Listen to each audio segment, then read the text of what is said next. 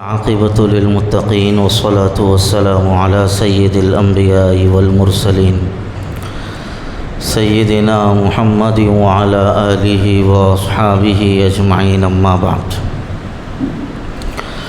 فأعوذ بالله من الشيطان الرجيم بسم الله الرحمن الرحيم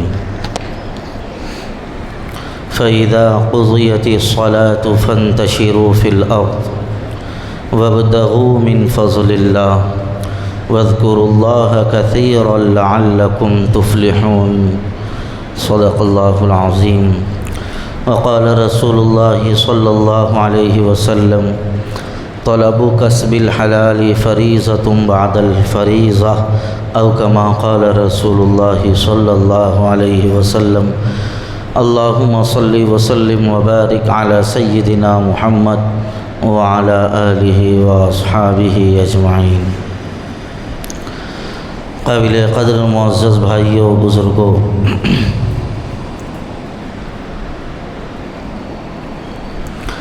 قرآن کریم میں اللہ تبارک و تعالیٰ ارشاد فرماتے ہیں فَإِذَا قُضِيَتِ الصَّلَاةُ فَانتَشِرُوا فِي الْأَرْضِ، جب تم جمعہ کی نماز سے فارغ ہو جاؤ، فانتشروا فی الارض، تو زمین کے اندر پھیل جاؤ، وابتغوا من فضل اللہ، اور اللہ کی روزی کو تلاش کرو، ذالکم خیر لکم واذکروا اللہ کثیرا، اور اللہ تعالیٰ کا کثرت سے ذکر کرو، ذالکم خیر لکم، یہ تمہارے لیے بہتر ہے، واذکروا اللہ کثیرا لعلکم تفلحون، اور اللہ کا کثرت سے ذکر کرو تاکہ تم فلاح پاؤ۔ اللہ تبارک و تعالیٰ نے قرآن کریم کے اندر اللہ کے بتائے ہوئے دینی فریضے کو ادا کرنے کے فوری بعد اپنی معاشی ضرورت کو پورا کرنے کا حکم فرمایا ہے، اور اس کے بعد اللہ تعالیٰ نے فوراً اپنی یاد کو اپنے ذہن و دماغ میں بسانے کا حکم فرمایا۔ تو یہاں سے پتہ یہ چلتا ہے کہ ایک مسلمان جب دنیا کے اندر پیدا ہوا ہے تو وہ دین اور دنیا دونوں کو کامیاب بنانے کی کوشش کرے گا، اور ایک حقیقی اور سچے مسلمان کی یہی علامت ہے کہ وہ دین کو بھی کامیاب بنائے گا اور دنیا کو بھی کامیاب بنائے گا۔ لیکن کمال ایمان یہ ہے دین کو دنیا کے اوپر غالب رکھے، دینی فکر، دینی مزاج، دین کا ذوق اور دین کا شوق دنیا کی محبت کے اوپر غالب ہونا چاہیے، یہ ایمان کا کمال ہے۔ اسلام نے یہ نہیں کہا کہ تم صرف نماز پڑھو، صرف روزہ رکھو، صرف زکوٰۃ دو، صرف حج کرو۔ اسلام نے یہ نہیں کہا۔ اسلام نے یہ تعلیم دی ہے کہ نماز پڑھتے ہوئے، روزہ رکھتے ہوئے، حج کرتے ہوئے اپنی دنیا کو بھی مضبوط اور مستحکم بناؤ۔ اگر تمہاری دنیا مضبوط نہیں ہے اور تم معاشی اعتبار سے، مالی اعتبار سے کمزور ہو، تو پھر ایسی صورت میں یاد رکھنا چاہیے جو انسان معاشی اعتبار سے کمزور ہوتا ہے وہ دوسروں کے آگے ہاتھ پھیلانے پہ مجبور ہوتا ہے۔ اس لیے ہر انسان کو اپنی معاشی اور مالی حالت کو مضبوط سے مضبوط بنانے کی کوشش کرنا چاہیے، اور یہ بھی اللہ ہی کا حکم ہے۔ بعض لوگ یہ سمجھتے ہیں کہ صاحب دنیا کمانا حرام ہے، اچھا پہننا حرام ہے، اچھا کھانا حرام ہے، عمدہ لباس پہننا تقوی کے خلاف ہے، اچھا کھانا کھانا یہ سنت کے خلاف ہے، بعض لوگوں کو یہ چیز ذہن میں رہتی ہے، جبکہ حقیقت ایسا نہیں ہے۔ حدیث شریف میں اللہ کے رسول صلی اللہ علیہ وسلم کا یہاں تک ارشاد موجود ہے، اللہ تبارک و تعالی جب کسی بندے کو کوئی نعمت عطا فرماتے ہیں تو اللہ بھی اس بات کو پسند کرتے ہیں کہ وہ نعمت کا اثر بندے کے اوپر ظاہر ہو۔ اللہ نے اس کو مال دیا تو وہ اچھا پہنے، اللہ اس سے خوش ہوتے ہیں۔ اللہ تعالیٰ نے بندے کو مال دیا، وہ اچھا کھائے، اللہ تعالیٰ اس سے خوش ہوتے ہیں۔ بندے کو اللہ نے مال دیا، وہ دوسروں کو کھلائے، اللہ اس سے خوش ہوتے ہیں۔ اللہ نے اس کو مال دیا تو وہ دوسروں کو پہنائے، اللہ اس سے خوش ہوتے ہیں۔ وہ دوسروں کی ضرورت کو پورا کرے، دوسروں کی حاجت روائی میں معاونت کرے، اللہ تعالیٰ اس سے خوش ہوتے ہیں۔ اور ایک حدیث میں اللہ کے رسول صلی اللہ علیہ وسلم کا یہاں تک فرمان موجود ہے، حضور نے فرمایا جس آدمی کو اللہ تعالیٰ نے بہت زیادہ مال و دولت اور ثروت عطا فرمائی ہے اور وہ نرم بسترے پر اللہ کا ذکر کرتا ہے، اللہ اس سے خوش ہوتے ہیں۔ تو جو نعمت اللہ تبارک و تعالیٰ انسان کو عطا فرماتے ہیں تو انسان کا کام بھی یہ ہے کہ اس نعمت کا اثر ظاہر کرے۔ مال ہے وہی پھٹے کپڑے پہن لے کے پھر رہی، ارے بھائی کئی کو نہیں لوگاں دیکھے تو میرے سے جلتے، لوگوں کو میرا مال نہیں دیکھے جاتا، میں اچھا پہنا تو لوگوں کی آنکھوں میں چبھ جاتا ہوں۔ ارے چبھ رہے تم ان کی آنکھوں میں تو چبھا لے رہے ان کی آنکھوں میں دکھ رہا، تم دوسرے کی وجہ سے اپنی خواہشات کو کیوں مار رہے ہو؟ یاد رکھنا چاہیے، ایک خواہش ہوتی ہے اور ایک ضرورت ہوتی ہے، اور ہر انسان کی ضرورت اس کے لحاظ سے الگ الگ ہوتی ہے۔ میرے پاس کچھ بھی نہیں ہے، میرے اعضاء و جوارے بڑے مضبوط ہیں، اب ایسی صورت میں ایک چیز سے میری ضرورت پوری ہو رہی ہے، اور ایک آدمی ہے جو تھوڑا سا میرے مقابلے میں ذرا کمزور ہے تو اس کی ضرورت اور ذرا زیادہ سہولت کی ہوگی۔ مثال کے طور پہ ایک گاڑی بائک ہے اور ایک گاڑی کی قسم کار ہے اور ایک گاڑی کی قسم سائیکل ہے۔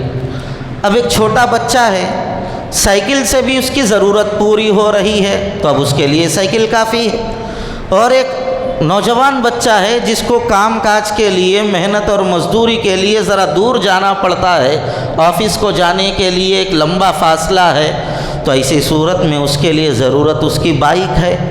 اور ایک آدمی ہے ذرا عمر بڑھ گئی ہے یا پھر مالی فراوانی اچھی ہے اور وہ اپنی کار سے ضرورت پوری کرنا چاہ رہا ہے تو کار اس کے لیے ضرورت ہے۔ آپ ایک آدمی کو جو 40 کلومیٹر جا رہا ہے اس کو بھی یہ بول دیے نہیں تم بھی سائیکل چلاؤ، سائیکل سے بھی ضرورت پوری ہوگی، تو یہ بے وقوفی ہے۔ ہر انسان کی ضرورت الگ الگ اس کے حساب اور اس کے ماحول سے الگ الگ ضرورت پوری ہوتی ہے۔ ایک آدمی ہے ایک 800 کار کے اندر جا رہا ہے، ایک لمبے عرصے تک گیا، پھر اس کے بعد اس نے ایک بڑی کار لے لی، تو دوسرا آدمی جو حالات سے واقف نہیں ہے وہ یہی بولے گا یہ بھی کار ہے وہ بھی کار ہے، انہوں لوگوں کو اپنا مال دکھانا چاہ رہے ہیں۔ بات ایسی نہیں ہوتی، بات یہ ہوتی ہے کہ اس کار میں بیٹھ کر جانے میں ان کی کمر کے درد کا بھی مسئلہ ہو سکتا ہے، ان کے لیے اور کئی مسائل ہو سکتے ہیں۔ اللہ نے ان کو وہ نعمت عطا فرمائی ہے جس کا وہ استعمال کر رہے ہیں، تو ان کی نعمت کو دیکھ کر برا تصور، برا خیال اپنے دل میں لانا یہ بھی بے وقوفی ہے۔ تو اللہ تبارک و تعالیٰ قرآن میں ارشاد فرماتے ہیں جب تم نماز پڑھ لو تو اللہ تعالیٰ کی روزی کو تلاش کرو۔ مال کمانا، مالدار بننا یہ اسلام کی نظر میں کوئی بری چیز نہیں ہے، کوئی بری چیز نہیں، اسلام نے اس کو جائز قرار دیا ہے۔ جب یہ آیت شریفہ نازل ہوئی والذین یکنزون الذهب والفضة ولا ينفقونها في سبيل الله فبشرهم بعذاب أليم، यौम युहमा अलैहा फ़ी नारि जहन्नम फ़तुक्वा बिहा जिबाहुहुम व जुनूबुहुम व ज़ुहूरुहुम हाज़ा मा कनज़्तुम लिअन्फुसिकुम फ़ज़ूक़ू मा कुंतुम तकनिज़ून। जो लोग माल जमा करके रखते हैं और उसको अल्लाह के रास्ते में ख़र्च नहीं करते, अल्लाह ताला उनके मालों को क़यामत के दिन एक लोहे की तख्ती में तब्दील करके जहन्नम की आग में उसको जलाएगा और उसके ज़रिए उनकी पेशानियों को, उनके बाजुओं को, उनकी पीठों को दागेगा और कहेगा ये तुम्हारा माल है जिसको तुम जमा करके रखते थे, अब इसका मज़ा चखो। सहाबा परेशान हो गए, जिनके पास थोड़ा बहुत माल था वो डरने लगे, कहीं ये आयत हमारे ताल्लुक़ से तो नाजिल नहीं हो गई, हमारे पास थोड़ा बहुत माल है, हम जहन्नम में तो नहीं जाएंगे। हज़रत उमर रज़ी अल्लाह ताला अन्हु सरकार दो आलम सल्लल्लाहु अलैहि वसल्लम के पास चले गए और जाके अर्ज़ किया, या रसूल अल्लाह, क्या माल जमा करना अब हराम हो गया है? तो हुज़ूर अकरम सल्लल्लाहु अलैहि वसल्लम ने इरशाद फरमाया, उमर, अगर तुम्हारे पास माल जमा नहीं होगा तो तुम ज़कात कैसे दोगे? पता ये चला माल का होना बुरा नहीं है, माल उस वक़्त कार आमद है जब माल अल्लाह ने इंसान को दिया तो वो इंसान माल का हक़ अदा करे, ज़कात दे, फ़ुक़रा मोहताजों का ख़याल रखे, ज़रूरतमंदों की ज़रूरत को पूरा करे। आदमी दूसरे की ज़रूरत को उसी वक़्त पूरा करेगा जब इसके पास माल होगा, ज़कात उसी वक़्त देगा जब इसके पास निसाब के बक़दर माल होगा। कुरान करीम में अल्लाह ताला ने फरमाया, वला तंसा नसीबका मिनद दुनिया व अहसिन कमा अहसनल्लाहु इलैक। क्या प्यारी बात अल्लाह ने फरमाया दुनिया का जो हिस्सा अल्लाह ने तुम्हें दिया है उसको मत भूलो। वला तंसा नसीबका मिनद दुनिया, दुनिया का तुम्हारा जो हिस्सा है उसको मत भूलो। और आगे फरमाया, और तुम एहसान करो जैसा अल्लाह ने तुम्हारे साथ एहसान किया है। क्या मतलब? माल कमाओ और जिस माल के ज़रिए अल्लाह ने तुम्हारे ऊपर एहसान किया है, तुम अपने दूसरे भाइयों के ऊपर एहसान करो, उनकी ज़रूरतों को पूरा करो। माल कमाना कोई बुरी चीज़ नहीं है, माल की मोहब्बत बुरी चीज़ है, माल को दिल में बसाना बुरी चीज़ है, माल रख के उसको खर्च न करना बुरी चीज़ है। जब आदमी माल खर्च करने लगता है, अल्लाह माल में इजाफ़ा फरमाना शुरू फरमा देता है। एक घड़े में आपने पानी जमा किया और घड़ा भर के पानी है, आप वो पानी को खर्चा ही नहीं कर रहे हैं, तो फिर एक वक्त आएगा या तो वो पानी ख़राब हो जाएगा या फिर उस पानी को बासी समझकर आप ही फेंक देंगे। लेकिन अगर आप उस घड़े में का पानी इस्तेमाल करते रहे, एक जग, 2 जग, 4 जग आपने इस्तेमाल किया, तो फिर आप ही खुद उस खाली घड़े के अंदर जितना पानी खाली हुआ है भरते चले जाएंगे। तो यही हाल हम लोगों के पास माल का है। जो माल अल्लाह ने हम लोगों को दिया है उसमें से खर्च करेंगे, अल्लाह हमको देता रहेगा। और अगर हम नहीं उसको उठा के जमा के उसकी खाली पूजा करके रखते जाएंगे, तो फिर ऐसी सूरत में वो माल एक वक्त आएगा या तो चोरी हो जाएगा या तो दीमक खा जाएगी, और वो माल को जतन करके आप दुनिया से चले जाएंगे, आप फ़ायदा नहीं उठाएंगे, दूसरे फ़ायदा उठाएंगे।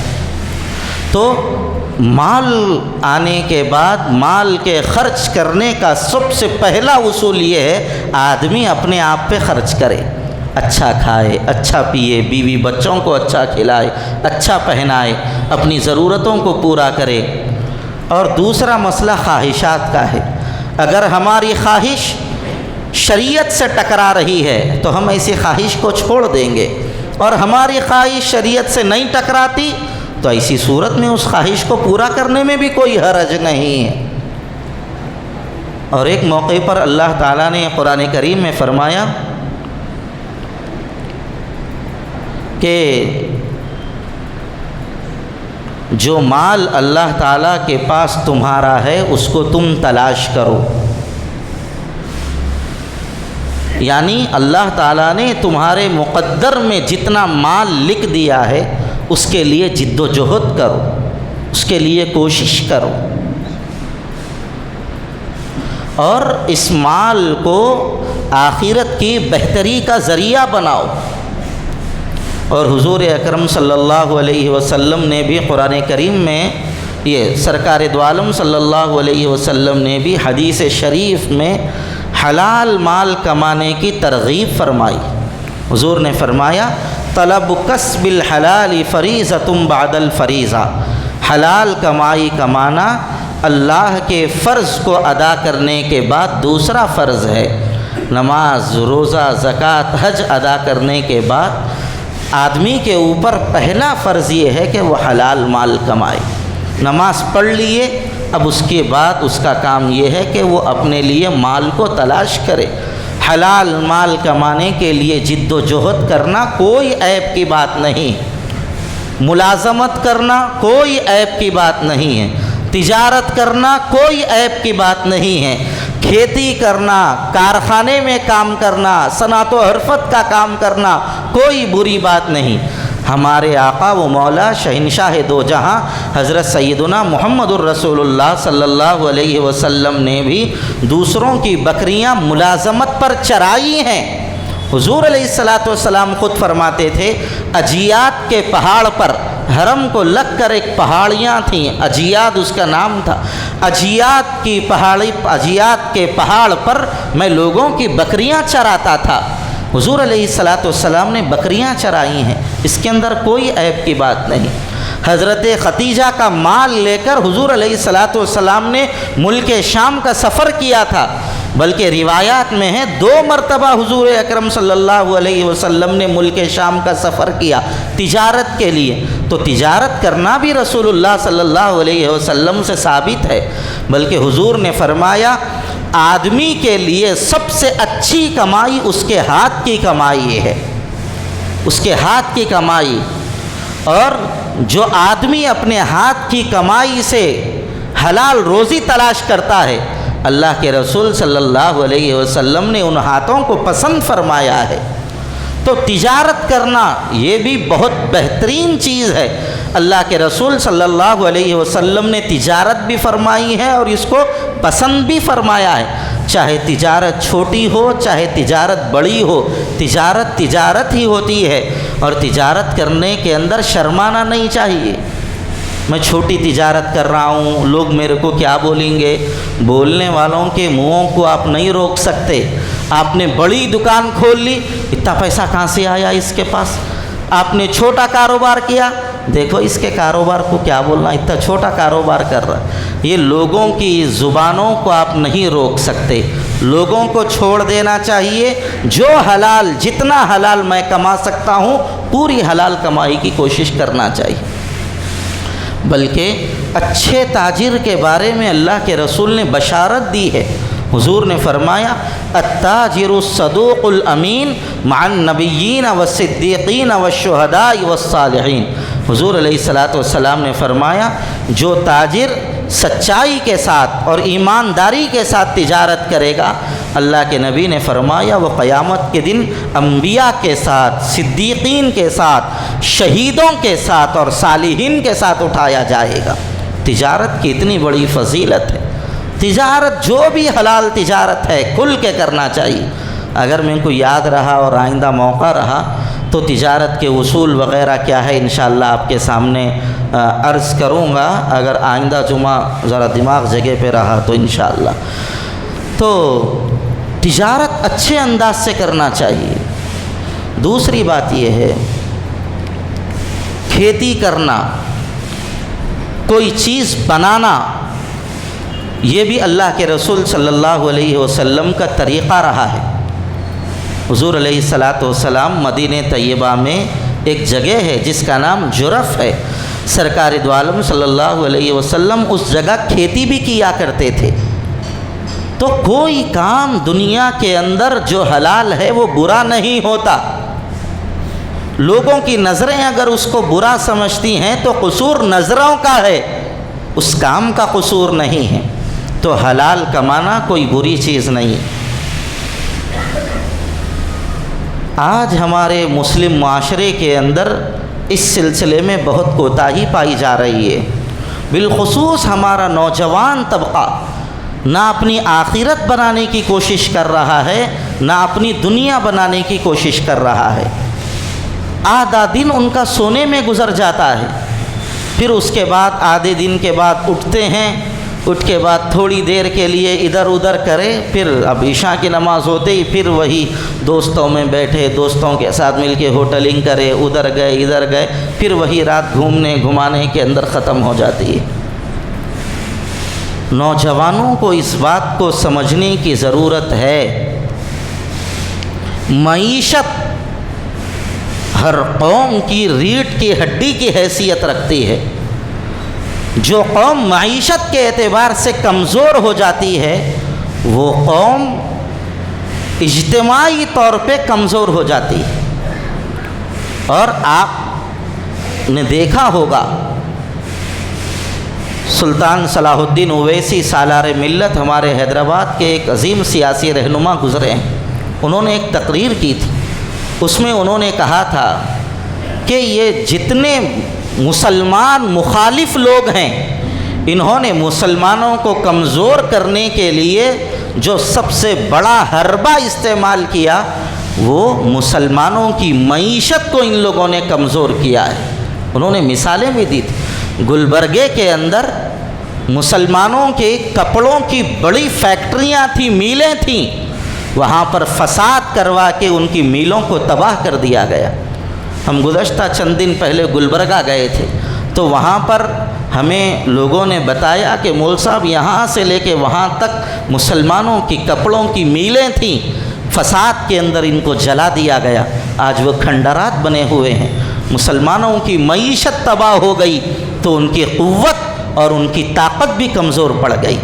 مراد آباد کے اندر برتنوں کے کاروبار تھے مسلمانوں کے، فساد کروایا، اور جہاں پر مسلمانوں کے کاروبار تھے اسی جگہ پر فساد کروا کے مسلمانوں کی معیشت کو کمزور کر دیا، جس کی وجہ سے مسلمانوں کی قوت کے اندر کمزوری آ گئی۔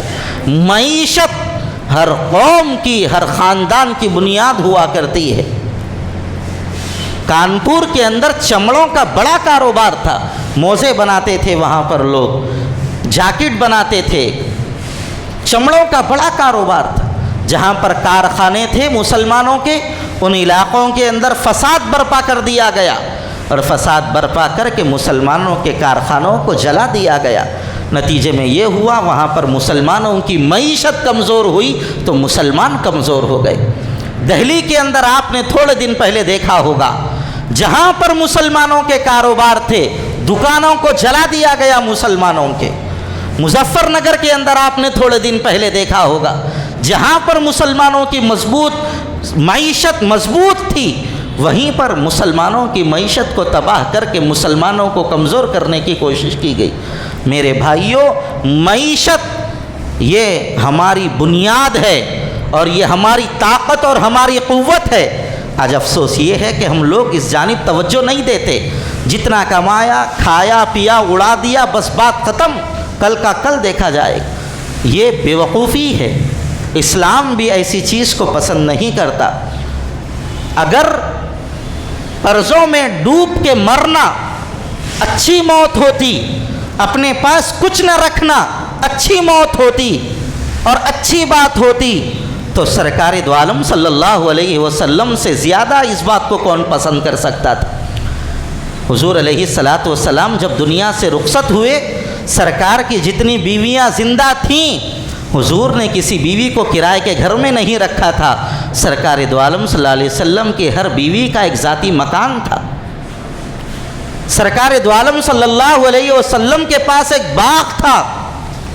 یہ الگ بات ہے، انبیاء کی میراث تقسیم نہیں ہوتی ہے ان کے گھر والوں کے اوپر، اس لیے وہ تقسیم نہیں کی گئی، اس کو مسلمانوں کے رفاہ عام کے لیے اس کو رکھ دیا گیا۔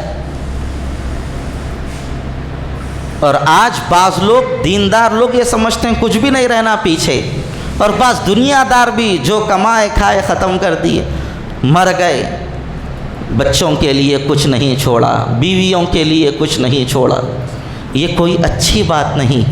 اچھی موت اس کو کہا گیا کہ تمہارے مرنے کے بعد تمہاری اولاد کسی کے آگے ہاتھ نہ پھیلائے۔ سرکار دو عالم صلی اللہ علیہ وسلم ایک مرتبہ بیٹھے ہوئے تھے، ایک صحابی آئے اور انہوں نے حضور علیہ الصلاۃ والسلام سے کسی چیز کا سوال کیا۔ سرکار نے ان سے فرمایا تمہارے پاس کیا ہے؟ انہوں نے کہا یا رسول اللہ ایک کمبل ہے ٹاٹ کی اور ایک پیالہ ہے لکڑی کا، اس کے علاوہ میرے پاس کچھ بھی نہیں۔ حضور اکرم صلی اللہ علیہ وسلم نے فرمایا وہ کمبل اور وہ پیالہ میرے پاس لاؤ۔ سرکار کے پاس لایا گیا تو حضور نے وہ کمبل اور وہ پیالہ فرمایا اس کو کون خریدے گا؟ تو ایک صاحب نے کہا یا رسول اللہ 1 درہم کے بدلے میں اس کو خریدوں گا۔ حضور نے فرمایا اس کی قیمت اور بڑھا کے کون خریدے گا؟ 2-3 مرتبہ حضور نے فرمایا تو اور ایک صاحب نے کہا کہ 2 درہم کے اندر میں اس کو خریدوں گا۔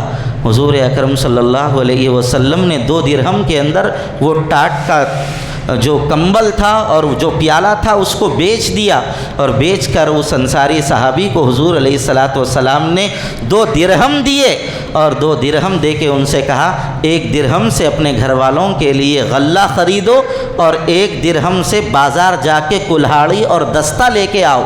تو وہ بازار جا کے کلہاڑی اور لکڑی لے کے آئے تو سرکار دو عالم صلی اللہ علیہ وسلم نے اس لکڑی کے اندر کلہاڑی کا پھل خود داخل کیا، اور اس کے بعد ان سے کہا یہ کلہاڑی لو، جنگل میں جاؤ، لکڑیاں کاٹو اور بازار میں لا کے بیچو، اور پر 15 دن کے بعد آ کے میرے سے ملاقات کرو۔